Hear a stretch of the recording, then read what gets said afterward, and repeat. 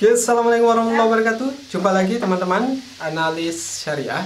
Jadi pada kesempatan kali ini kita akan bahas soal saham rakyat. Jadi teman-teman banyak yang tanya bahwa investasi saham rakyat itu seperti apa saja sahamnya, cara beli saham rakyat. Jadi teman-teman mungkin pernah mendengar Kaisang, Sandiaga Uno di dunia pasar saham.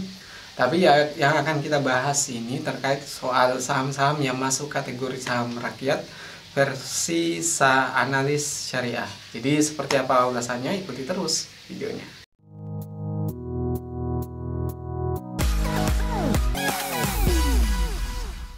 Oke teman-teman, analis syariah. Jadi bicara soal saham rakyat, ini lebih tepat kalau kita menggunakan istilah saham-saham yang cocok untuk pemula. Jadi saham yang cocok untuk pemula itu saham yang tergolong aman, kapitalisasi pasarnya besar, dan kinerjanya bisa kita katakan terus bertumbuh dari waktu ke waktu, sekalipun masih ada beberapa yang masih fluktuatif.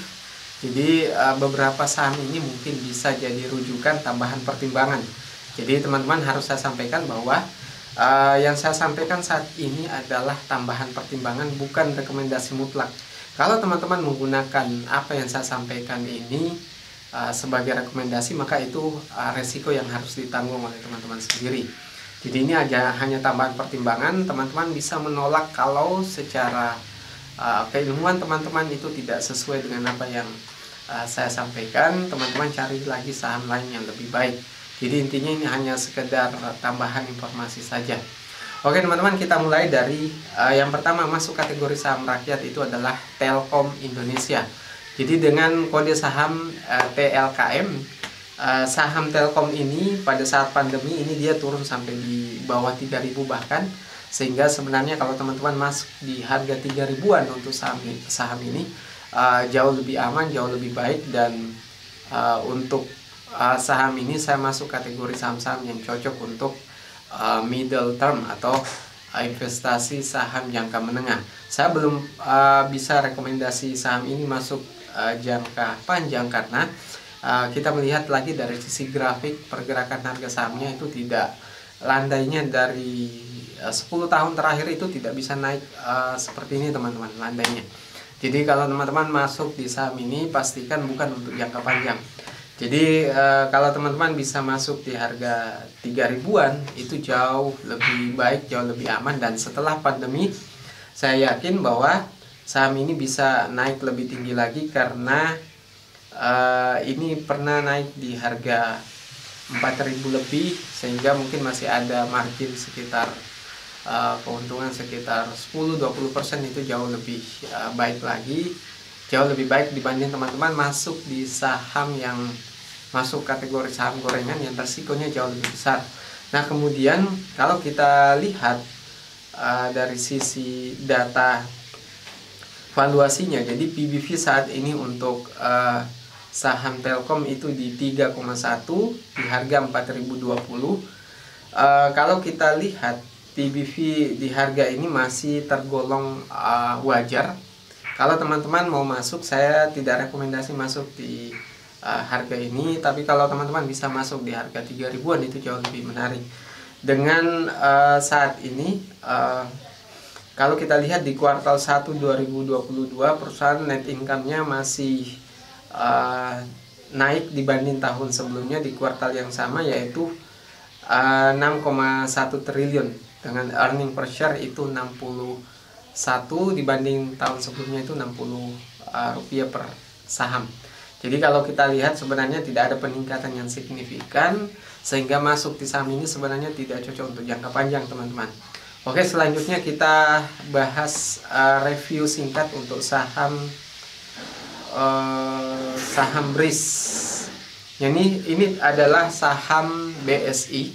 Jadi Bank Syariah Indonesia itu adalah saham yang sebelumnya dari hasil merger beberapa saham-saham syariah besar di Indonesia yang masuk kategori saham plat merah seperti BNI Syariah, kemudian BSM, kemudian BRI Syariah, dan ada kabar bahwa BTN Syariah juga akan masuk ke dalam BRIS ini. Jadi teman-teman saya yakin bahwa prospek untuk saham BRIS ini jauh lebih baik dibanding teman-teman beli saham yang saham tunggal, misalnya beli saham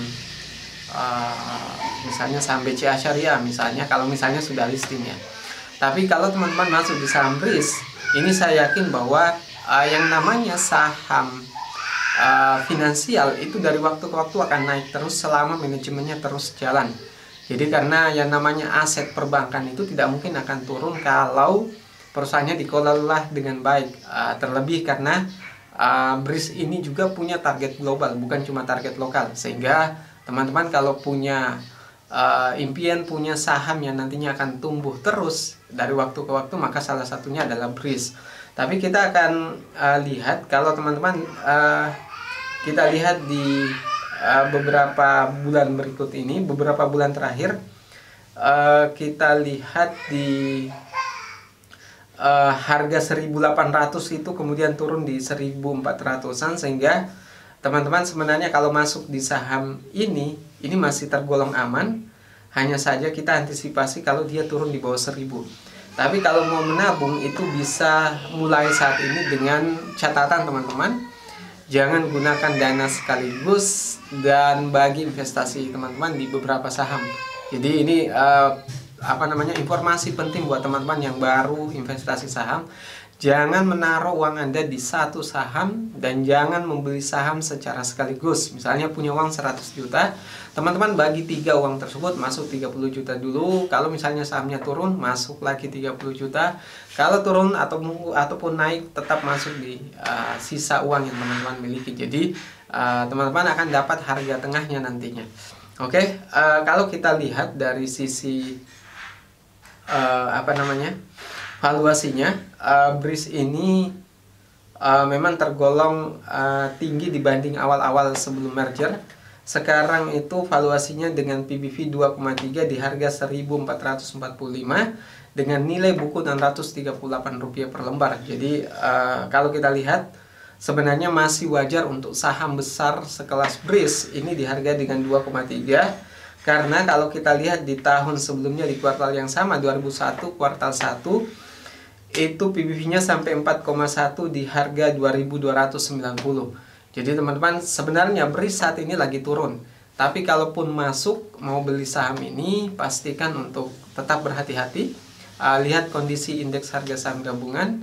Kalau teman-teman bisa masuk di harga ini dan kemudian ditabung beberapa tahun kemudian, saya yakin kalau pandemi ini bisa berlalu dan kinerja BRIS bisa menunjukkan jauh lebih baik dari sebelumnya, maka sahamnya insya Allah akan naik. Tapi bukan jaminan teman-teman, karena kondisi pasar, kondisi global juga mempengaruhi pergerakan harga suatu saham.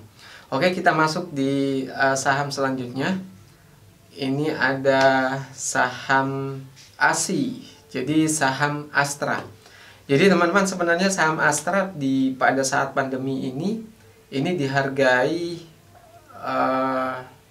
di harga di bawah 5.000. Tapi kalau kita telusuri di beberapa tahun terakhir itu sebenarnya rata-ratanya di harga 8.000-an ke atas, sehingga di harga 6.900 saat ini 6.925. Di kuartal 1 2022 ini sebenarnya masih di bawah dari harga standarnya di atas 8.000. Tapi sekali lagi bahwa harga itu hanya akan terjadi kalau pandemi sudah berlalu dan sudah aman.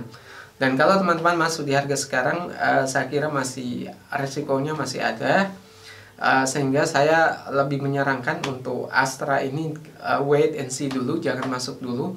Karena kalaupun kita menunggu margin naik di harga 8.000 itu juga terlalu kecil. Kalau teman-teman bisa masuk dengan PBV yang lebih rendah lagi di PBV 1,0. Karena kalau kita lihat saham Astra ini saat ini PBV-nya 1,6 di harga 6.925 dengan book value itu 4.427. Sehingga teman-teman saya sampaikan bahwa kalau teman-teman cari saham yang aman, salah satunya adalah saham Astra. Hanya saja pergerakan saham Astra ini tidak serta-merta dipengaruhi oleh penjualan kendaraan dan yang sejenisnya, tapi juga dari beberapa sektor, bisa dari pertambangan dan lain sebagainya, sehingga pergerakan harga saham ini jauh lebih fluktuatif dibanding saham yang kita bahas sebelumnya. Dan saya pribadi juga belum pernah merekomendasikan ini untuk jangka panjang. Kalaupun masuk, ini untuk jangka menengah teman-teman, bukan untuk jangka panjang. Jadi mau masuk di harga 3 ribuan, kalau bisa sampai di harga 3 ribuan lagi dengan PBV 1, itu jauh lebih baik, jauh lebih aman. Kalau masuk sekarang, saya belum terlalu rekomendasi sampai melihat kondisi indeks harga saham gabungan nanti seperti apa. Pandemi betul-betul selesai, maka harga saham ini baru kemudian akan bergerak teman-teman. Oke, kita lanjut selanjutnya. Saham ini sebenarnya sering masuk, kadang masuk saham syariah, kadang masuk saham konvensional, tergantung dengan porsi utang dari saham ini. Saham terakhir yang kita bahas adalah saham JSMR, yaitu saham Jasa Marga. Teman-teman, ini sudah pernah saya bahas, salah satu dari 3 trio saham yang kalau sahamnya lagi naik itu biasanya akan kembali ke posisi sebelumnya, dan setelah beberapa lama akan naik lagi, sehingga saya pernah mengatakan bahwa masuk di saham ini di bawah harga 4.000 itu aman teman-teman. Jadi kalau masuk di harga 4.000, di bawah 4.000 itu aman, karena biasanya kalau kita lihat di beberapa tahun terakhir, di tahun 2019 kemudian 2017 juga, itu ada di level 6 ribuan.